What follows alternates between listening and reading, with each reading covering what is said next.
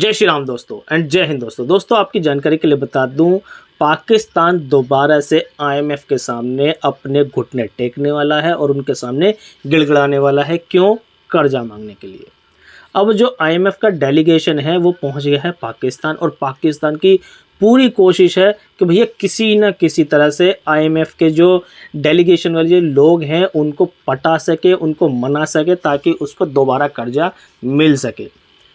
America का कर्जा, IMF का कर्जा, चीन का कर्जा और 2-3 देशों का कर्जा भैया पाकिस्तान को देना है। लेकिन पाकिस्तान के जो फॉरेन रिजर्व हैं वो इतने ज़्यादा लो हैं कि भैया पाकिस्तान अपने देश को अगर संभाल सके तो वही बड़ी गनीमत वाली बात होगी। यानी कि 8-9 बिलियन डॉलर इनके खजाने में पड़े हुए हैं, वो भी इस वजह से कि ताकि पाकिस्तान दिवालिया ना हो जाए, और वो भी किससे? वो भी मांगे हुए पैसे हैं। और पाकिस्तान अब दोबारा से कोशिश कर रहा है कि भैया किसी तरह से आईएमएफ से हमें दोबारा कर्जा मिल जाए और हमारी जान बच जाए। नहीं तो पाकिस्तान के लोग ये कह रहे हैं कि वो दिन दूर नहीं है जो श्रीलंका वाला हाल हो जाएगा।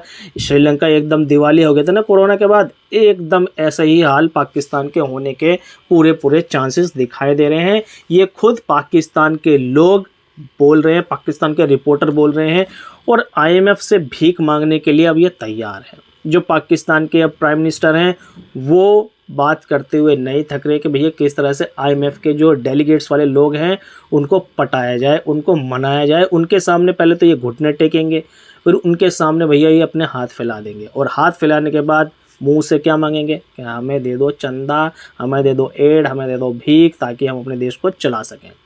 अब इस तरह के जो लोग हैं उनकी इमेज पूरी दुनिया में क्या जाती है ये आप लोगों को पता ही होगा। और आप लोगों से ये ढकी छुपी बातें नहीं है कि पाकिस्तान में इतनी गरीबी और इतना कर्जा क्यों आया। जब पाकिस्तान बना 1947 में, 1947 में बनने के बाद पाकिस्तान ने अपने एजुकेशन सिस्टम पर, अपने इंफ्रास्ट्रक्चर सिस्टम पर और अपने एडमिनिस्ट्रेटर सिस्टम पर किसी पर भी कोई वर्क नहीं किया उस लेवल पर जिस लेवल पर करना चाहिए था।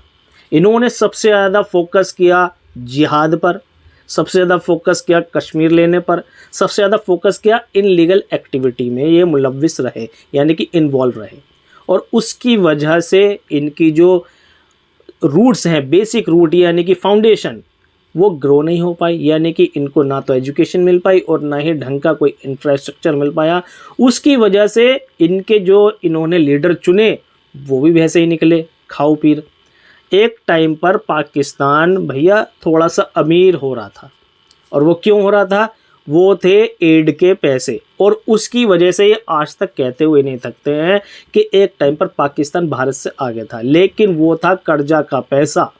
और कर्जा का पैसा उस टाइम पर सड़ सड़ के बोल रहा था और इन्होंने दूसरे देशों से पैसे बहुत जगह से ले लिए थे।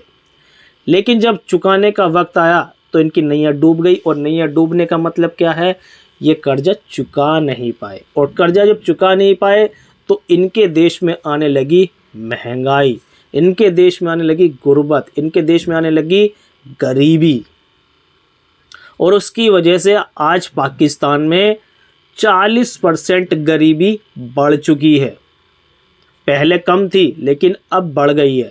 अब ये इमरान खान को बहुत ज़्यादा पूजते हैं, मानते हैं, कहते हैं कि इमरान खान जैसा लीडर आज तक नहीं आया। मुझे नहीं पता इमरान खान कैसा है कैसा नहीं है। ये डेटा बताता है कि भैया इमरान खान ने अपने टेन्योर में जितना कर्ज लिया दूसरे देशों से, उतना कर्ज आज तक पाकिस्तान के किसी भी लीडर ने नहीं लिया। और इमरान खान की वजह से ही भारत से पाकिस्तान की ट्रेड बंद हो गई। जब तक भारत से पाकिस्तान की ट्रेड चल रही थी तो पाकिस्तान में थोड़ी सस्ती चीज़ें मिल रही थी, क्योंकि पाकिस्तान भारत के करीबी है, क्योंकि ये एक हिस्सा था, रह चुका है। तो भारत से जो चीज़ें आती थी पाकिस्तान में डायरेक्ट आ जाती थी, थोड़ा बहुत ही चार्जेस लगते थे। अब इमरान खान ने क्या किया, 2019 के अंदर ट्रेड को बंद कर दिया जब आर्टिकल 370 हटाया गया। उसकी वजह से पाकिस्तान में हो गई महंगाई। और आज के टाइम में पाकिस्तान के अंदर जितनी महंगाई है, जितनी ज़्यादा महंगाई हो रही है वो पूरी दुनिया में मेरे हिसाब से कहीं नहीं होगी। आटा 170 180 रुपये किलो मिल रहा है। जो गरीब, भाई गरीब हो या कोई भी हो, आटा तो उसको चाहिए ही चाहिए। अमीरों को कोई फ़र्क नहीं पड़ता, गरीबों को फ़र्क पड़ता है, और गरीब पाकिस्तान के अंदर मर रहे हैं। और सब फिर मैं वही बोलूँगा, घूम फिर कर कहाँ जाता है, अगर ये 1947 के अंदर अपनी एजुकेशन सेक्टर पे फोकस करते तो आज इनके हालात ये नहीं होते। लेकिन इन्होंने किया उसका उल्टा, इन्होंने अपने बच्चों में डाले कौन सी चीज़ें, अपने बच्चों में दुश्मनी की चीज़ें, अपने बच्चों में जिहाद वाली एक्टिविटीज़, आतंकवाद एक्टिविटीज़ इन्होंने ज़्यादा इन्वॉल्व करी अपने बच्चों में, जिसकी वजह से आज इनके ये हालात हो गए हैं। और पूरी दुनिया में पाकिस्तान की नाक कट रही है, पूरी दुनिया से पाकिस्तानियों को, मोमिनों को इनकी वजह से निकाला जा रहा है। अब IMF तो भैया इनको कर्जा देने से रहा, या फिर वो अपनी कोई ऐसी शर्त रख देंगे कि ये भैया पूरी कर पाएंगे या नहीं कर पाएंगे, वो तो टाइम बताएगा। क्योंकि अब बहुत सारी चीज़ें जो पाकिस्तान की एसेट्स हैं, हेरिटेज पैलेस हैं, वो गिरवी हो गई है।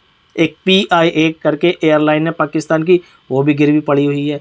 2-4 पोर्ट है, वो भी गिरवी पड़े हुए हैं, और कई सारी चीज़ें हैं वो गिरवी पड़ी हुई हैं। यानी कि जो भी उनसे रेवेन्यू जनरेट होता है वो पाकिस्तान की जेब में नहीं जाता, वो दूसरे देशों की जेब में जाता है।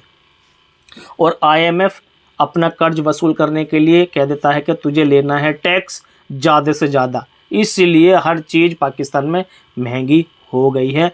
अब डेलीगेशन आने से ये चैन की सांस तो ले रहे हैं, लेकिन फिर अपनी ये जनता को डालेंगे मुसीबत में, क्योंकि ये कर्जा दोबारा लेने वाले हैं। और पाकिस्तान के रिपोर्टर, पाकिस्तान के और जो क्रिटिक्स हैं या फिर नॉलेज रखने वाले बंदे हैं, वो भैया कह रहे हैं कि भैया हाथ जुड़वा लो, पैसे मत मांगना इनसे, नहीं तो आप हमें दोबारा बर्बाद कर दोगे। फ्रेंड्स, आप लोगों को ये जानकारी कैसी लगी प्लीज़ कमेंट सेक्शन में ज़रूर बताना। और आप लोगों का कोई सवाल हो, कोई थॉट हो, वो भी कमेंट सेक्शन में ज़रूर बताना है। आपके पर्सनल ओपिनियन, आपके कमेंट्स पढ़ के मुझे बहुत अच्छा लगेगा। नेक्स्ट वीडियो में मिलेंगे, तब तक के लिए जय हिंद, जय भारत।